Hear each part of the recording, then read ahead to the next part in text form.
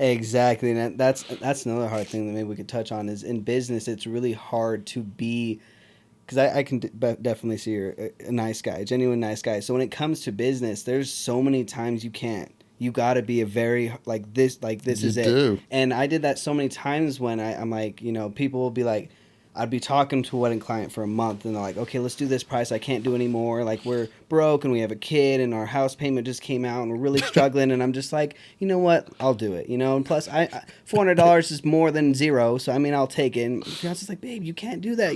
People around here charge $1,500. You cannot be cutting yourself that low. I'm like, but babe, they need the help, and what would I be doing that day anyways? And so she's consistently trying to be on you, but but that business side of it, it's so hard to be hard. Like I can't sometimes. Like you have to like get on people and chase them, and that's why legitimately big businesses have a whole finance department, because you have to get on these people, get them to pay, and chase them, because like you said, it's like, oh yeah, like people will see like, oh look at you got a $3,000 gig, and I'm like, do you know how many emails and text messages for months I had to fight to get them to pay because they wouldn't pay, and I had to call them and text them and call them and text them, and then go down there and they'd make $100 payment out of their $1,000 thing after 4.5 months, and I'm just like, it's so hard, but you're like, you have to get to that point, like you need to pay. I gave you, I promised my end. You need to promise yours. You need to pull up on your end. Exactly. But then they give you the sob story. Oh, my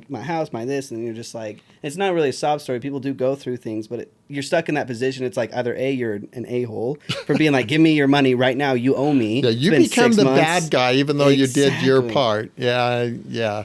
It's thank goodness in all the years, I haven't run into too many people that have had problems that really have if we want to call it hound. But yeah, it's true. And people don't realize either when you're talking about that $3,000 bill.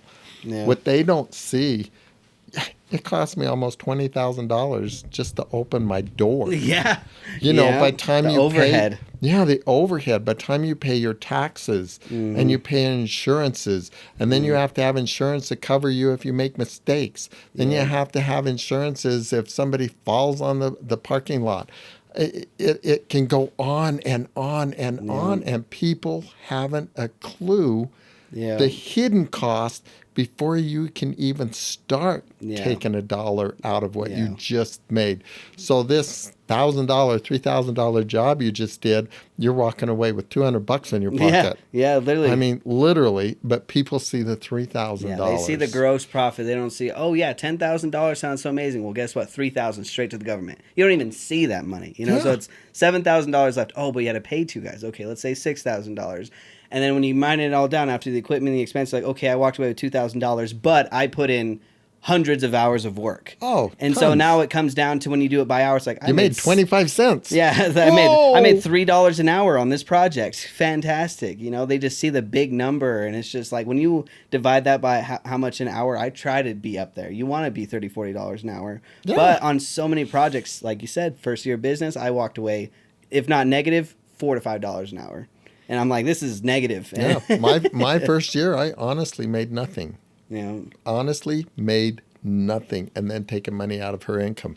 It's phenomenal, but people don't understand that part of the business, and I think that's why a lot of people go out their first year too, because they walk in thinking, oh, I saw, he made $3,000, but they don't realize that all this hidden stuff. People don't realize as a business building.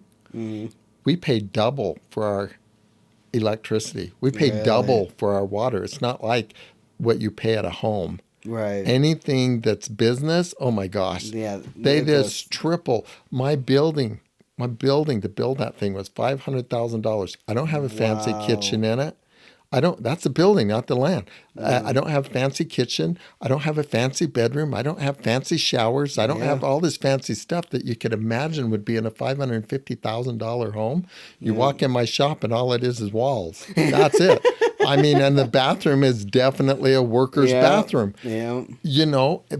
But just because it's a business, everything quadruples in price. Yeah. And I think if people would kind of sometimes understand that it's a business, I'm not out to make a whole bunch of money, right.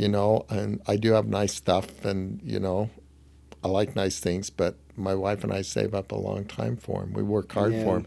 I'm a workaholic though. Yeah. That's what I So hear. I'm really bad, and I'm trying to get over it. I'm going to the addiction program just for me. For workaholic. But it's true because I literally go to work 4:30, 5 o'clock in the morning, and I don't go home no sooner than 6, and a lot of times later than that.